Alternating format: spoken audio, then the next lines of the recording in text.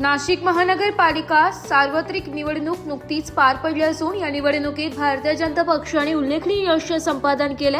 प्रभाग क्रमांक 7 मधून सुरेश अण्णा पाटील, हिमगौरी आडके आणि स्वाती भामरे हे तीनही उमेदवार भारतीय जनता पक्षाच्या वतीने मोठ्या विश्वासाने निवडून आले। या विजयामुळे प्रभाग क्रमांक 7 मध्ये भाजपची ताकद अधिक भक्कम झाल्याचे चित्र दिसून येते। निवडणूक निकाल जाहीर झाल्यानंतर नवनिर्वाचित नगरसेवकांनी आमदार देवयानी फरांदे यांच्या निवासस्थानी जाऊन सदिच्छा भेट घेतली। यावेळी आमदार फरांदे यांनी तिन्ही नवनिर्वाचित नगरसेवकांचे अभिनंदन करून पुढील कार्यासाठी शुभेच्छा दिल्या। तसेच या विजयाच्या आनंदात प्रभागातून भव्य रॅली काढण्यात आली आहे। रॅली दरम्यान कार्यकर्ते, पदाधिकारी आणि नागरिकांनी उत्स्फूर्त सहभाग नोंदवत भाजपच्या विजयाचा जल्लोष केलाय। भारतीय जनता पक्षाचा विजय असो अशा घोषणांनी संपूर्ण परिसर दणाणून गेला होता।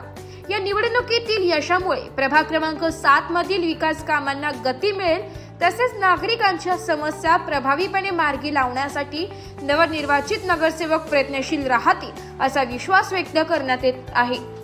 आज मनापासून आनंद होतोय। भारतीय जनता पार्टीचा महापौर आता येणाऱ्या महानगरपालिकेच्या ह्याच्यामध्ये बसणार आहे। महानगरपालिकेमध्ये भारतीय जनता पार्टीचा झेंडा हा फडकवला गेलेला आहे आणि त्यामुळे येणाऱ्या कालावधीमध्ये येणारा सिंहस्थाचं अतिशय उत्कृष्ट असं नियोजन माननीय लाडके मुख्यमंत्री देवेंद्र फडणवीस साहेब आणि आदरणीय कुंभमंत्री गिरीश महाजन साहेब यांच्या नेतृत्वाखाली होणार। जनतेने दाखवलेल्या विश्वासाबद्दल आपण काय सांगाल? जनतेने दाखवलेल्या विश्वासाबद्दल मी जनतेचे मनापासून आभार मानते आणि नाशिक महानगरपालिकेमध्ये भारतीय जनता पार्टी कामकाज करत असताना जनतेच्या विश्वासाला तडा अजिबात जाऊ देणार नाही। प्रभाग क्रमांक 7 मधून आपण निवडून आला आहात, जनतेने दाखवलेल्या विश्वासाबद्दल काय सांगाल? त्यांनी जो विश्वास दाखवला ही त्यांच्या विश्वासाला तडा जाऊ देणार नाही एवढं निश्चित करू आणि सर्वसामान्यांचे सर्व प्रश्न आम्ही अगदी एकोप्याने सोडू व मतदारांचे आणि ज्या श्रेष्ठींनी आम्हाला तिकीट दिलं त्यांचे सर्वांचे आभार।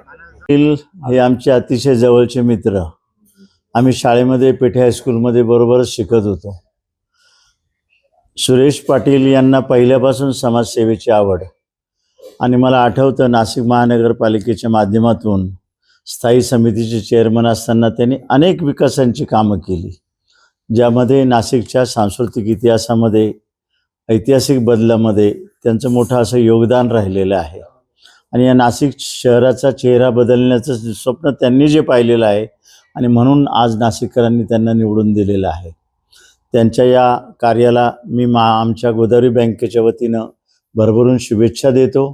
त्याचप्रमाणे त्यांनी जे काही नाशिकच्या बाबतीमध्ये येऊ घातलेला कुंभमेळा असेल किंवा इतर सामाजिक कामं असतील किंवा विकासाचे प्रकल्प असतील, नुकतंच पेटलेलं तपोवनाबद्दल असेल, पण या सगळ्याच बाबतीमध्ये ते जातीनिशी लक्ष देऊन अधिकाधिक चांगलं भरीव कार्य त्यांच्या मनासारखं घडो अशा करता मी सुरेश पाटील यांना शुभेच्छा व्यक्त करतो।